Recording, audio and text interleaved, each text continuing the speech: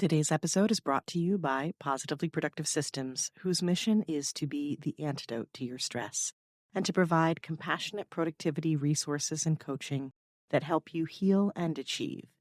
Be sure to check out both free and paid resources at positivelyproductive.com/resources.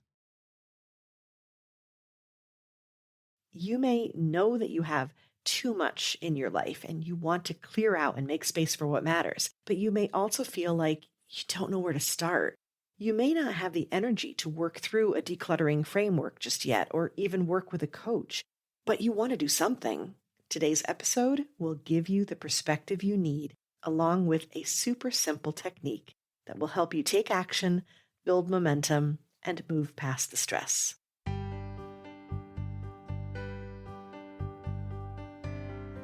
You're listening to the Positively Living Podcast. I'm your host, Lisa Zaratny, founder of Positively Productive Systems and a coach certified in time and stress management, helping overwhelmed clients make space for what matters.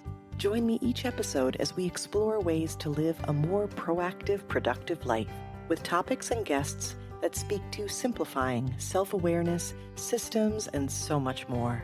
I understand overwhelm personally as a fellow multi-passionate entrepreneur, wife and mom to kids and cats, and former caregiver.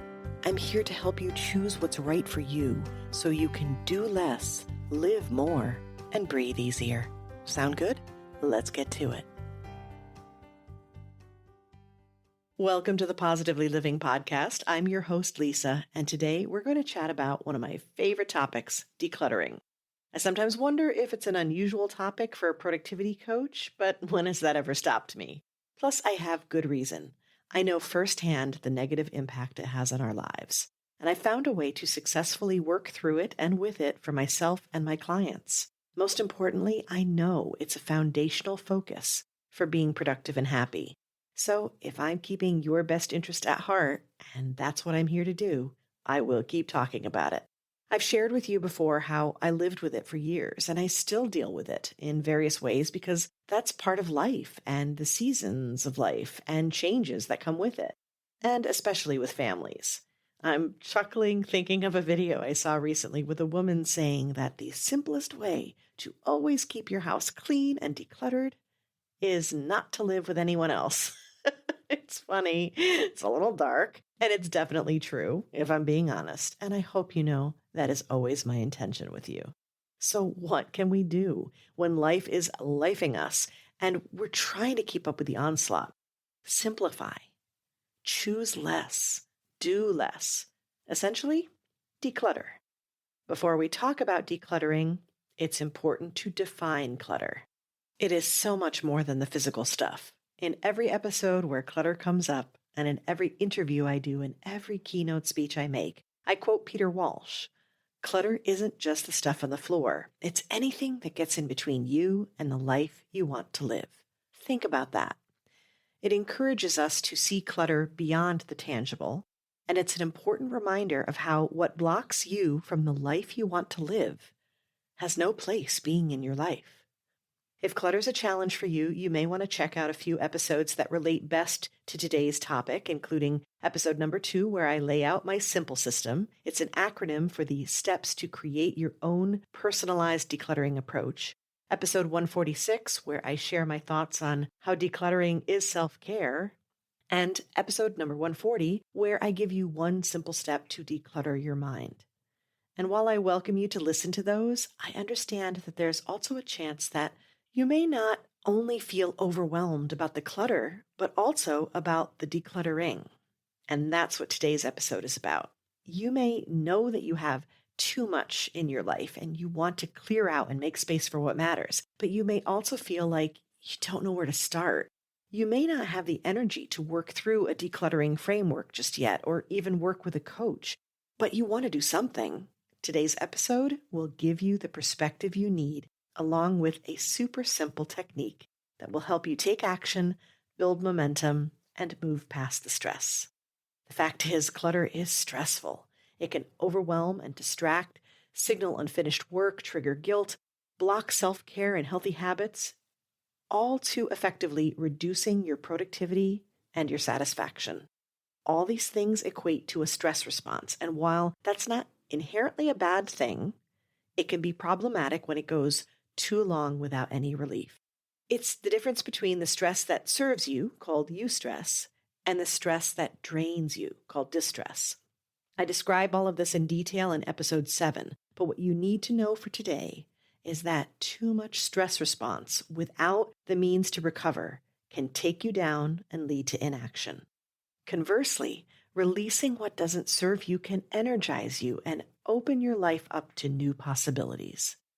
So, how can you get started decluttering fast? Well, one of my personal favorites is creating urgency by the age-old technique of having company over. Man, that lights a fire under you, doesn't it?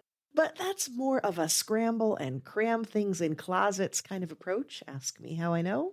So I have a better idea. Today, I'm sharing a technique you can use repeatedly that is simple and far more effective: reverse decluttering. I have to tell you, I'm not sure if this is actually a thing, but I'm totally making it one now if it isn't, and I do know that I'm not the only professional organizer out there to have used the term. Most of what I see on the interwebs about this uses the concept for physical decluttering, but today I'm going to give you tips on using it for lots of different clutter. Reverse decluttering, simply put, is the idea of removing everything first and then bringing back only what belongs. The technique can be used for any kind of space, from kitchen cabinets to moving houses to your photo collection and more. And I've used it twice now for moves. It's highly effective and a lot easier than how we normally approach things. Years ago, when it was time to provide care for my mother 24/7, I moved her in with us. I was pregnant and I had the task of cleaning out her huge house, my family home. And the property included outbuildings as well. So the simplest way to approach this Herculean task was to identify only what would go to the new location. In this case, I walked through every part of the house. I went with her. We labeled what was to be moved. And then once we knew what would belong in her new home, we were then able to deal with the remaining items fairly easily. I had friends and family take what they wanted, brought in buyers for antiques, and then had an on-site auction for everything that remained. So that's a large-scale example. But the reason it was so effective is because it was focusing on what belonged in a specific space, which is a much smaller percentage of the full amount that you're dealing with. And that's a big part of what causes so much overwhelm. When we're trying to make decisions and stay focused, the scope of our project matters. Reverse decluttering helps us reduce that scope to something workable, and it also focuses on the positive, which is encouraging and energizing. It's why I use the phrase, make space for what matters. In this case, we have the space opened up, and then we fill it with what matters instead of focusing on what doesn't and trying to remove that. Reverse decluttering also works well in helping your brain understand that decluttering doesn't necessarily mean getting rid of things, but rather identifying what belongs. When you start with an open space, an empty canvas, if you will, you're training your brain to see the possibilities instead of the problems. This is where the idea of creating a world you want to live in becomes a practical, doable option. And how incredible is that? Reverse decluttering is likely easiest to understand when you think of something like a hallway closet, and a little more challenging when you think about something like your calendar. So let's go through the types of clutter and how reverse decluttering can apply.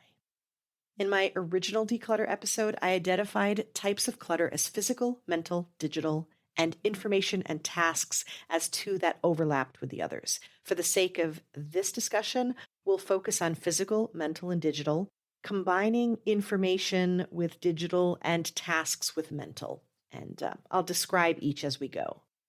In order to reverse declutter, you need to decide one critical thing, which is part of my simple system framework, but we're only focusing on the one part. Just so you know, the S is for setting up in terms of setting aside time, making a plan, and getting the tools and the help you need. So that makes sense. But the I is what's truly critical. The I is for identifying what the space is intended for and using that as a filter for what belongs and what doesn't. That's how you're going to make the choices. You need to have that in mind, and then you can proceed. Let's start with the physical clutter, which I think is the most obvious to us. It's tangible, the kind you see that you live around, or sometimes it lives around you. To reverse declutter, you remove all the physical objects from the space and decide which of those items will return and where. And also, it's important to make this distinction. The which items is the decluttering, the where is the organizing. So focus first on the which, the choosing the items, then you can worry about how they're going to work in the space, although the two do go together. Taking everything out of a space can feel like a lot, which is why it works so well when you move, because you were going to do that anyhow. But you can do it in your current space by starting small, like a hall closet or a bathroom, or even something like your kitchen. This approach works best when you have a temporary area to remove the items to, such as a living room with space that you don't have to use, or a spare bedroom, a garage, or even a protected outside area if weather permits. This technique can work very well in conjunction with a planned tag sale or a donation pickup. When you have all the items removed, you sort through them for only what goes back in the space. Then you can work through the remaining items for what belongs elsewhere. Maybe it was something that was just misplaced, or items that you want to gift or sell, and then those that you would donate, recycle, or trash. Unlike clutter in the physical space, where stacks of papers and books and clothing can be seen, digital clutter hides so much better. It's insidious. It's easy to ignore, but if you are ready to take it on, you can reverse declutter very simply. First, decide what the space is and what you want to use it for, like a specific folder in a shared drive or hard drive or your email inbox. Now, create a separate folder or even an external hard drive where you place all the data in question. So again, you're pulling it all out from the space.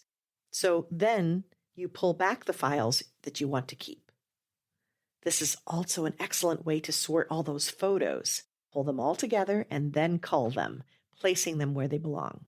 With digital files, you can use things like sorting and tagging to very quickly identify the files you want to keep. And then once you remove them, you can delete the rest.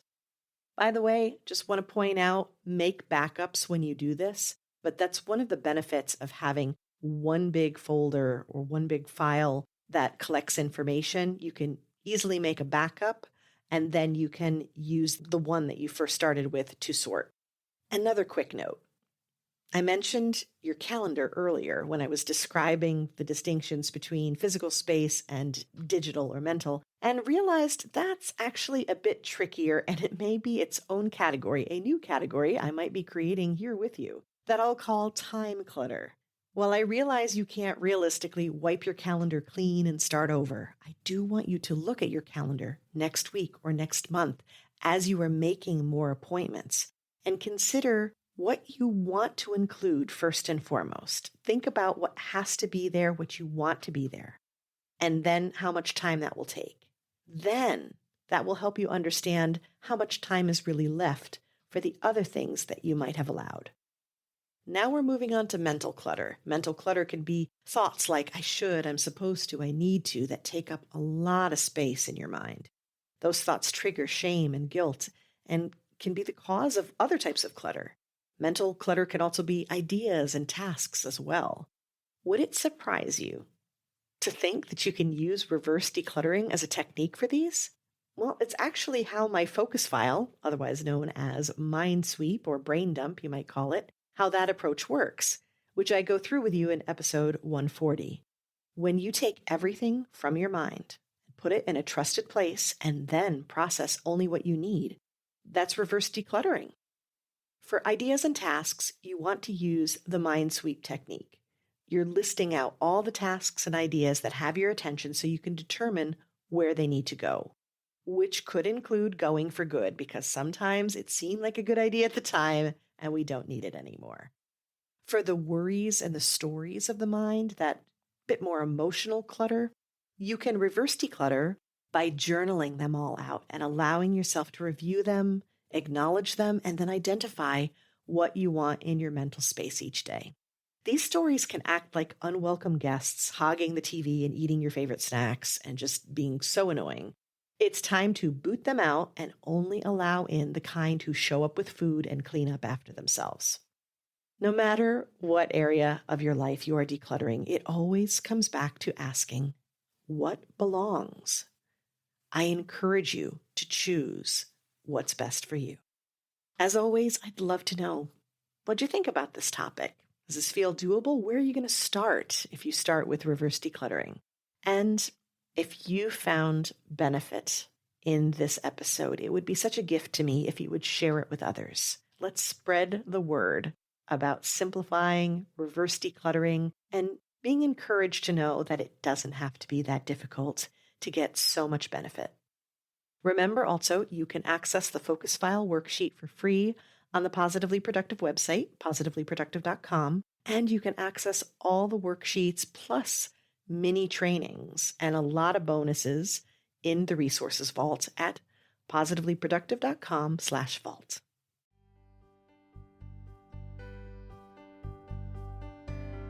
Thank you for joining me today. Your time is precious and limited, and I'm honored you chose to spend it with me. If you have feedback, questions, or want to schedule a chat, head to positivelyproductive.com/connect. And if you are looking for any of the resources referenced on the podcast, from books to products to training and more, go to positivelyproductive.com/resources.